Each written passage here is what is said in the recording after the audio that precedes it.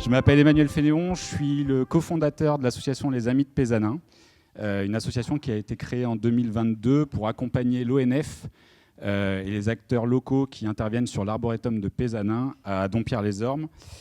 Et pour avoir grandi dans le Charolais, comme mon nom l'indique, ça fait, j'ai l'âge de 29 ans, comme ça se voit, j'ai beaucoup visité l'arboretum sans jamais l'avoir compris par le passé. Et je l'ai compris seulement il y a 3 ans dans le cadre de mon mandat municipal. Et c'est pour ça qu'on a créé cette association.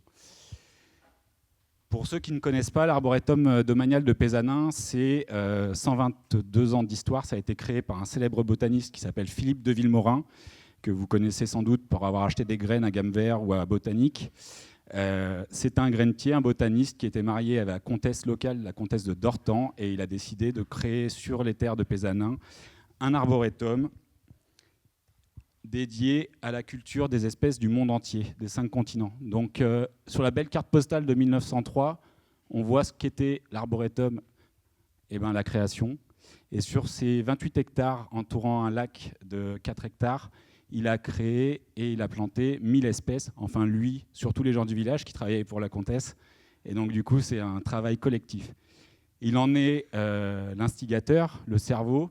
La vérité, c'est que la trésorerie, c'était la comtesse et que la plantation, c'était les gens du cru. La mission de l'association, c'est sauvegarder et préserver l'arboretum domanial de Pézanin, puisque vous voyez tous les infos, le denier public est quelque chose qui se raréfie, donc c'est pas à vendre, mais s'il y a un chèque qui se met en face, ça pourrait disparaître. Or, c'est un patrimoine, en plus d'être une vocation environnementale, que je vais vous expliquer, et on a souhaité créer une association pour montrer à nos amis et partenaires de l'ONF, au ministère de l'Agriculture, qui est propriétaire des lieux, et à la collectivité publique, que ce soit locale ou nationale, qu'on y tenait. On souhaite aussi développer et permettre à chacun de découvrir l'histoire en fait, de Pézanin, et donc ses fonctions, ses collections, en créant de l'animation, et c'est pour ça qu'on travaille énormément avec le département et le Lab 71, et collecter des fonds, parce que ça reste le nerf de la guerre. Sans argent, on ne fait pas grand-chose, même avec bonne volonté, pour l'entretien, la rénovation et les aménagements. L'idée, c'est de ne pas le faire travailler à la place de l'ONF, mais d'être de bons supplétifs pour qu'ils puissent se concentrer sur les missions scientifiques. Toutes les photos sont faites à Pézanin, sans rire.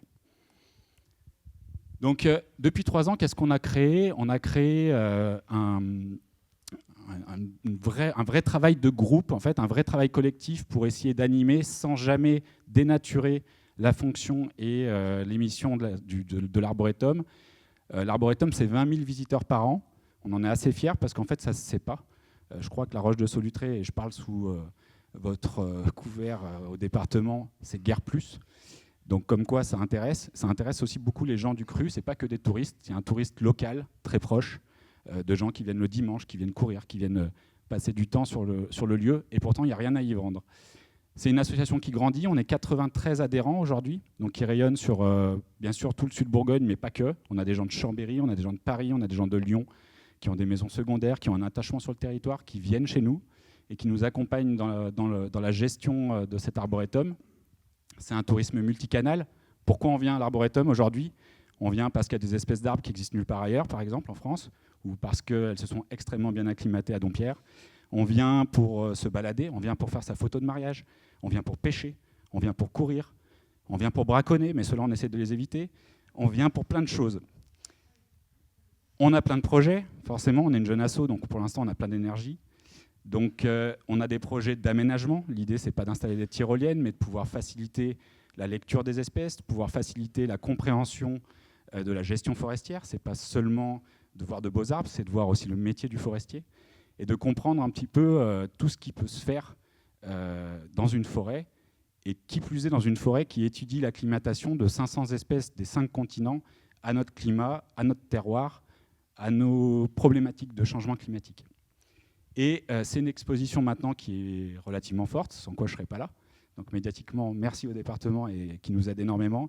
Et merci aujourd'hui à tous les relais médias qui nous permettent d'exister sans créer un tourisme de masse qui ne pourrait pas être accueilli sur le site.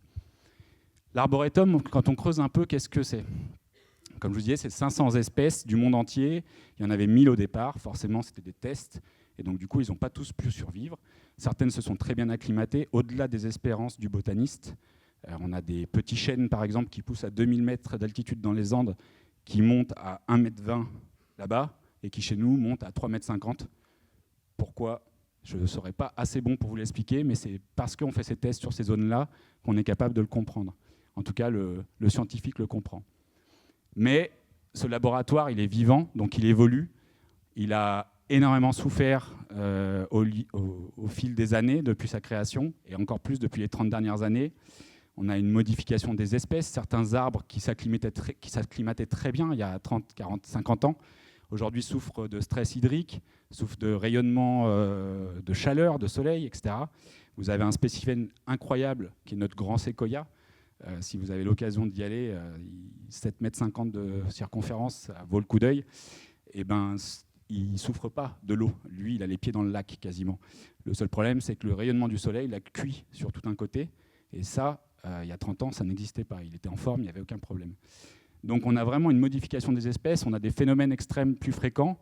Les 4 plus grandes tempêtes qui ont fragilisé l'arboretum ont eu lieu en 80, 82, 83 et 99, donc pas en 1960 ou en 1930, ce qui montre qu'il y a une accélération malgré tout. Des arbres qui étaient pour certains quasi séculaires se sont effondrés, donc on le voit bien que ça a évolué. Il y a une évolution de la biodiversité, puisque au niveau insectes, on a certaines espèces qui se sont bien développées et trop, et d'autres plus du tout. Forcément, on a des parasites qui viennent attaquer nos arbres. Bon, je pense que vous avez tous entendu parler des parasites du Douglas, très clairement. On a des espèces de Douglas aujourd'hui à Pézanin, dont la provenance est aujourd'hui appelée provenance Pézanin, parce que c'est des hybrides qui ont été créés sur notre secteur, qui souffrent énormément, alors que c'est des arbres qui ont atteint des circonférences qui n'intéressent même plus le forestier, parce qu'il n'a pas les lames pour les couper. Donc c'est des arbres qui sont à maturité adulte, qui peuvent encore vieillir, mais qui souffrent aujourd'hui du développement d'espèces de parasites. Et l'arboretum, il sert à tout ça en fait. Il sert à faire des études, à réfléchir. Quand on y fait une coupe franche, c'est pas juste parce qu'on a envie de faire une coupe franche et qu'on est d'horribles forestiers inconscients. C'est parce que le principe de la recherche, c'est de reproduire en laboratoire plusieurs fois la même chose sur plusieurs périodes, dans des conditions différentes, pour voir si le premier test il est concluant et si on peut sauver potentiellement la forêt française avec un chêne d'ailleurs qui remplacera un chêne d'ici. On ne remplacera pas un chêne d'ici par un cèdre du Liban. C'est pas vrai, ça n'existe pas. Ça n'existe que dans la théorie loufoque. On remplacera en prenant en compte bien sûr la chaleur, le changement climatique, mais on remplacera aussi en prenant le stress hydrique, en prenant la nature des sols, l'exposition. L'arboretum étant dans une cuvette, on peut voir de très fortes variations sur certaines espèces communes, à la fois s'ils sont au nord, s'ils sont au sud, etc. Et c'est ça que ça apporte ces études scientifiques. Et le temps arbre, ce n'est pas le temps homme. Donc on peut faire plein de choses sur un logiciel, n'empêche que voir un arbre qui pousse sur plusieurs décennies et de le voir évoluer en fonction de changements climatiques, c'est vachement plus intéressant que de le faire sur un logiciel. Et souvent, le forestier, il donne des données que le logiciel n'a pas été capable de vérifier. Donc ça, c'est à ça que sert cet arboretum. Au passage, c'est le dernier arboretum d'études en France encore ouvert. Il y en avait 14 au départ dans le réseau arboretum. Et puis, c'est une expérimentation sur la gestion forestière, parce que grâce au travail des agents de l'ONF sur le secteur, qui sont extrêmement impliqués sur l'arboretum, et un en particulier, on fait des tests. On essaye de voir comment ça fonctionne, comment tel arbre ou tel autre se plaît à côté de tel arbre ou tel autre. On regarde comment et quand le couper, parce qu'on essaye de sauver la faune, on essaye de sauver la flore, mais on essaye aussi de faire en sorte que ce soit cohérent avec les besoins humains. Forcément, depuis notre début de démarrage d'association, on a créé beaucoup de choses et on a un impact sur l'écosystème. Il y en avait déjà, on n'a pas créé le parc de la Tête d'Or, forcément, mais on a quand même un impact. Si vous allez voir encore une fois le Grand Séquoia, vous verrez l'impact, par exemple, du piétinement. Le nombre de visiteurs qui viennent se mettre tout autour font qu'aujourd'hui, il est très fragilisé parce que le tassement des sols fait qu'aujourd'hui, ses racines souffrent. On a du vol et des dégradations. Ça coûte vachement moins cher de piquer un catalpa ou un copalme d'Amérique à Pézanin que de l'acheter à 280 € chez Botanique. Donc quand on en plante 50, on dit c'est les chevreuils. Ils ont bon dos, les chevreuils. Mais la vérité, c'est que les chevreuils, en général, n'arrachent pas le poquet en terre. Ils mangent que l'écorce. Donc, peut-être qu'on s'appellera Dompierre l'écopalme d'Amérique dans quelques années, mais pour l'instant, on a énormément d'incivilités. On a aussi des incivilités qui sont liées au respect d'autrui sur le secteur. On a des pêcheurs, on a des coureurs, on a des gens qui se baladent avec leurs chiens. Et chacun a sa philosophie dans la forêt. Ceux qui ont leur chien vous disent bah, « non, mais le chien, il est sympa ». Ouais, enfin, le chien, il est en laisse, normalement. Quand il va dans les bois, il est très sympa, il fait son job de chien. Il va déranger la faune existante. Donc c'est pour ça qu'on demande aux touristes et aux gens du cru de ne pas se balader avec un chien qui se balade tout seul. Et puis ça gêne aussi parfois l'autre. Ça gêne la personne qui est en train de courir. Ça peut gêner... voilà, ce tourisme a forcément un impact sur l'écosystème de l'arboretum parce que si votre chien il va déranger une nidification, bah, typiquement, ça pose souci dans l'écosystème. La gestion des déchets et l'empreinte carbone, forcément, plus il est connu, plus on travaille sur sa démocratisation, plus potentiellement il y a des gens qui viennent le voir. Donc on sait très bien qu'on a aussi cet impact. Et donc, en prenant un petit peu toutes ces données qui ne sont pas propres à l'arboretum, je pense que tous les sites touristiques ont un peu le même souci, il faut arriver à créer un écotourisme qui soit un peu responsable, qui réfléchisse à ce qu'on fait, et tout en essayant de respecter notre mission de préserver cet arboretum comme un patrimoine, comme un laboratoire de recherche, arriver à développer un tourisme raisonné. Et ben, ça passe forcément par un plan de gestion durable, ça passe forcément par un travail commun avec les acteurs qui s'en occupent, qui l'exploitent, qui l'utilisent. Comme je vous disais, ça peut être le lab, ça peut être l'ONF, ça peut être nous, ça peut être la commune, l'intercommunalité. On a tous des visions de ce que ça pourrait être, de comment ça pourrait nous servir. Et nous, notre objectif en tant qu'association, c'est d'être un peu le liant de tous ces acteurs-là pour faire en sorte de garder un petit peu une gestion qui soit durable et un plan raisonné dans ce tourisme. Ça passe par une éducation et une sensibilisation. Donc l'arboretum, aujourd'hui, c'est, comme je vous ai dit, un lieu scientifique. Et quoi de mieux que ce genre de forêt en lieu scientifique pour former les jeunes générations, pour expliquer, pour sensibiliser. Et ça, c'est ce qu'on essaye de faire de plus en plus via des visites guidées, via des parcours didactiques, notamment faits par le lab, via de l'éducation sur des visites guidées pendant les festivals. Il y a quelques personnes sur la photo qui se trouvent dans cette salle. J'en suis désespéré, je n'ai pas fait les droits à l'image, vous m'en voudrez pas. Mais c'est des choses qui permettent de comprendre le lieu, parce que comme je vous ai dit, moi j'ai grandi à 10 km d'ici, j'y suis venu des dizaines et des dizaines de fois, et pour moi jusqu'à présent c'était une forêt avec des jolies plaquettes au pied des arbres. Je ne savais pas cette histoire. Si on ne passe pas par de l'éducation, ça ne fonctionne pas. Et puis, c'est des actions en partenariat avec toutes les bonnes volontés. Il n'y a pas de politique.